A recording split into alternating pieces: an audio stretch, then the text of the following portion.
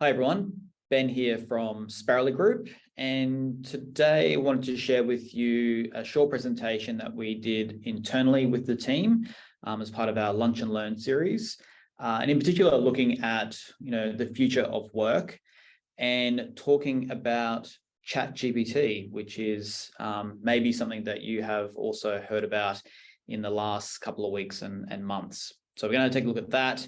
What is ChatGPT and what does it mean? So ChatGPT is an AI, artificial intelligence chatbot, okay? But I guess what's interesting first is to kind of understand where ChatGPT fits within the broader landscape of AI, of artificial intelligence. And a good way to sort of think about this is separating out AI into two broad categories. We've got discriminative AI on the one side and generative AI on the other. And you would have seen lots of examples of both of these in the world today. So if we first look at discriminative AI, which, if you like, is probably a little bit more mature than generative AI, and we've sort of been using that within our daily lives more so over the last decade or so. So discriminative AI is all around using existing data and information to recognize patterns, being able to recognize those patterns automatically. And good examples of those are things such as image classification. So show me all the photos with dogs in them, or show me all the photos with my parents in them. Autonomous vehicles, of course, is a great example of discriminative AI. Okay, so discriminating the road from the side of the road. We've got things such as music recognition. So there's a service called Shazam, which allows you to recognize what song is playing just from a very short snippet. Things such as fraud detection. So your bank will use discriminative AI to identify patterns of fraud that may be present on your credit card, for example. Speech recognition. Okay, so being able to take the voice of somebody's speech in whatever language and be able to turn that into text. In a marketing context, we've got the deployment of artificial intelligence for things such as customer segmentation, so identifying patterns of customers and identifying those customers that are most likely to purchase next, for example. In the medical sector, you've got discriminative AI being used to quickly diagnose patients based on images of x-rays, for example. Okay, so does this look like a particular condition? Okay, so again, pattern matching. And then finally, I guess also potentially sort of in a marketing context, you've got things like sentiment analysis. So using AI to identify patterns of people that are happy or sad or angry, for example. So that's discriminative AI. On the other side, we've got generative AI, which is a relatively newcomer in the artificial intelligence space. And this is about using data not to recognize patterns, but to make more versions that have the same feel of a particular pattern. Okay, so where we're starting to see examples of this are in things such as image generation. Okay, so give me more images that look like this photo. We have it in art generation, so give me more pictures that look like this piece of artwork.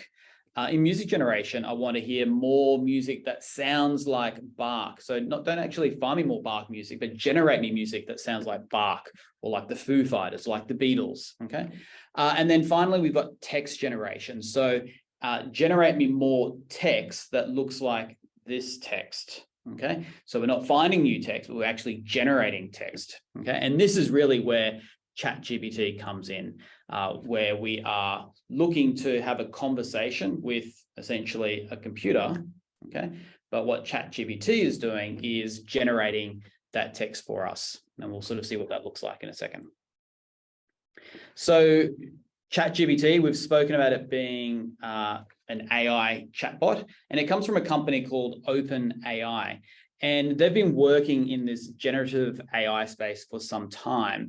And ChatGPT is really the version 3.5 or version 3.5 that they're now putting out to the general public to actually have a play with and interact with. And you can go and use it right now today. If you go to https chat.openai.com. And what we're going to do now is we're going to have a little play with it and see what it's like to use ChatGPT. So let's go to ChatGPT. So when you log in, you'll be presented with a screen like this. And really the main game is this little field down the bottom where you get to have a chat. So look, you can chat to ChatGPT about anything, but something that I'm kind of interested in doing is going truffle hunting in the sort of June, July timeframe this year. But I'm not really sure, where to go. I haven't really done that before. Don't know where to stay, but I'm interested in doing it down the south coast of New South Wales. So let's see what ChatGPT can tell us about that. So hi there.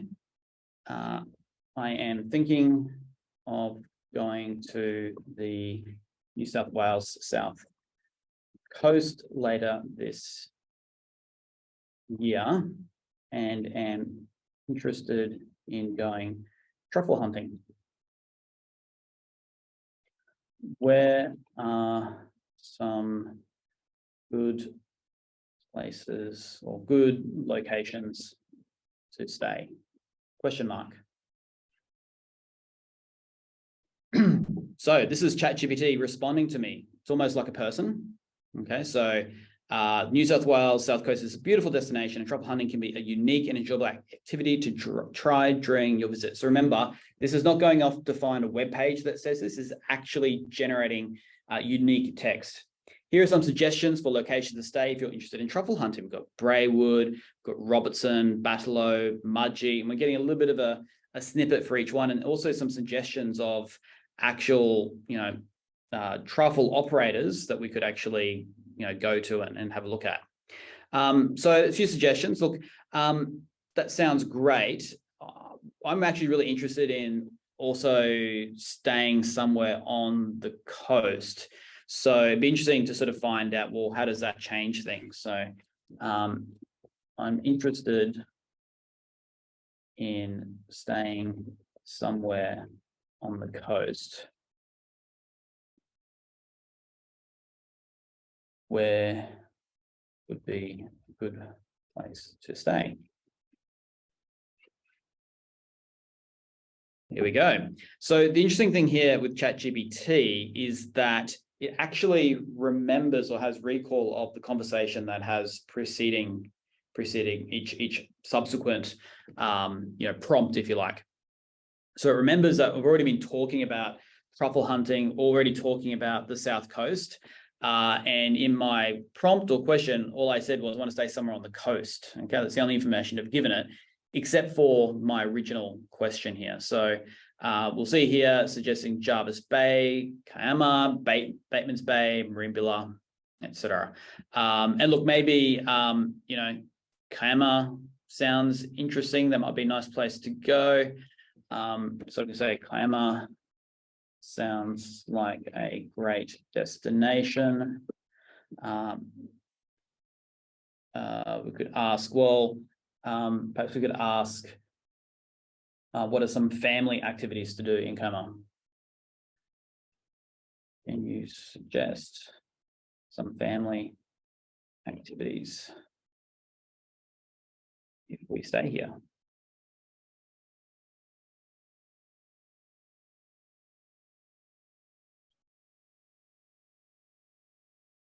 So here we go.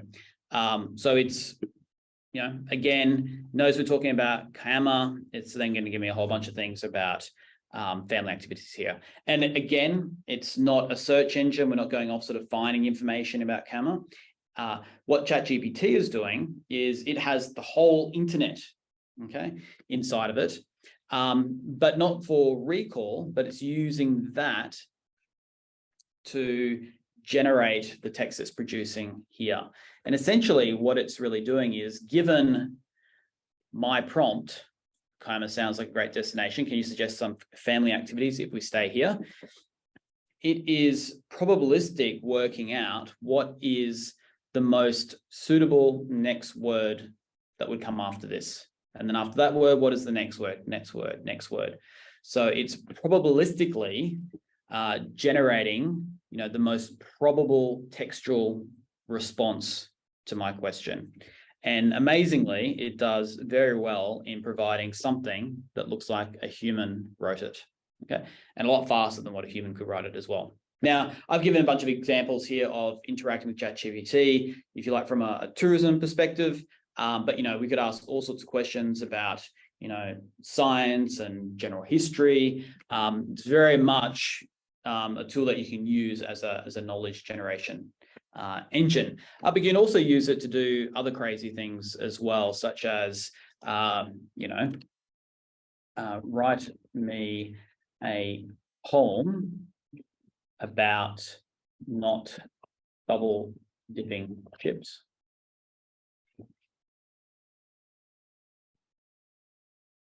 Here we go. Double dipping chips is not allowed. It's a rule that should make us proud, et cetera, et cetera. And there's been lots of examples posted on the internet about people, getting ChatGPT to generate all sorts of interesting things, whether it be, poems such as this, or other crazy things in a style of Shakespeare, or, teenagers getting ChatGPT to write their essays for them. It's very, very, very amazing. So that's a quick little, feel for ChatGPT, but I'd really recommend that you get in there and have a little play with yourself and see what it can do. So let's have a chat about what all of this really means. So since ChatGPT's release towards the end of last year, there's really been a flourishing of innovation in this space. But at the same time, there's been, a fair bit of pushback and critique coming through as well.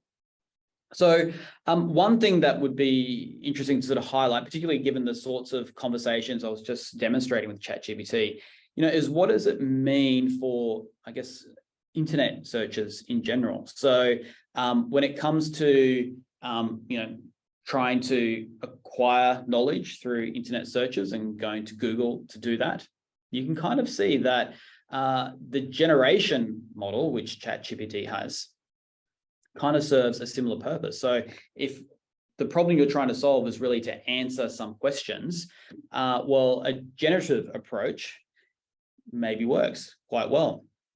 So, what does this mean for services such as Google when all you're trying to do is get the answer to something? And I guess the implication of that is if more people start to use generative AI to get the answers to their questions, what does that then mean for the overall advertising model that Google's business is premised on? And by implication, what does that mean for advertisers as well? How do you advertise when you're just getting generated responses to your questions? So that's really interesting to see what's going to happen there. What is also interesting is that Microsoft has recently made a very big investment into OpenAI and therefore ChatGPT, and they're looking at ways in which they can integrate that artificial intelligence into their services. So their Bing search engine, which is a fairly minor competitor to Google, that's now integrating some of this technology as well. So that will, I guess, in the first instance, be interesting from an advertising perspective, but they're also starting to integrate it into their, if you like, office services. And in particular, a recent notification they've made is that they've announced that they're going to be including into Microsoft Teams, which is, if you like, Microsoft's version of Zoom, the ability to auto-generate minutes. So this is different to speech recognition and dictation. This will actually generate you beautifully formatted minutes that structurally organize the conversation that was had within a video call meeting. So that was going to be very, very interesting to sort of see how well that works, but also if it does, the time savings that, many people have. In that similar sort of ilk of, how services like this may be able to, support changes in the way that people do work. There's been a flurry of other services, such as this one called Humata AI. And it's a service that allows you to essentially have a conversation with your files or documents or books even. textbooks, for example. So rather than ChatGPT, which is really, if you like, having a conversation with the internet, imagine having a conversation with a very large strategy document, and you can ask questions in a conversational way about that document, or maybe it's about a textbook and you want to ask questions of the textbook. Okay, so that's very exciting to see how that plays out, particularly in the education space. Speaking of which, the education space is really unsure what to do with ChatGPT.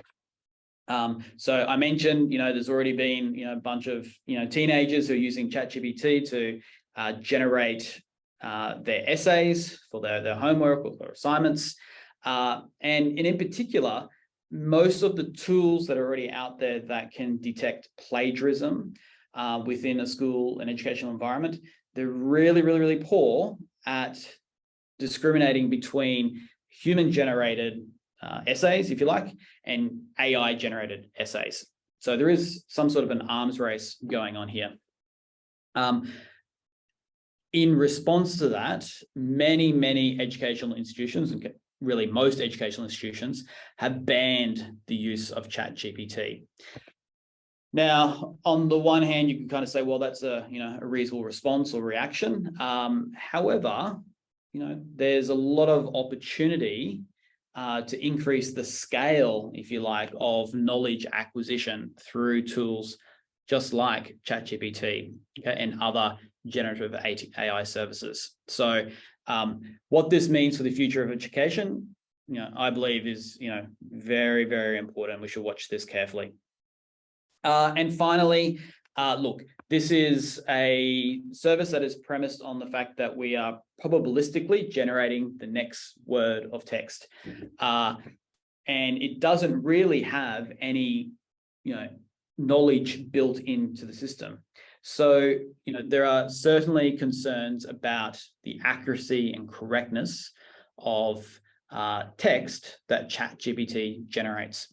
So, for example, in my conversation about the south coast of New South Wales, quite possible that what ChatGPT responded with was actually inaccurate. Okay, and this is what is referred to as hallucination. Okay, it's when ChatGPT hallucinates a response. It looks like it's a real response, and it all kind of makes sense in terms of a human writing it, but it's actually inaccurate.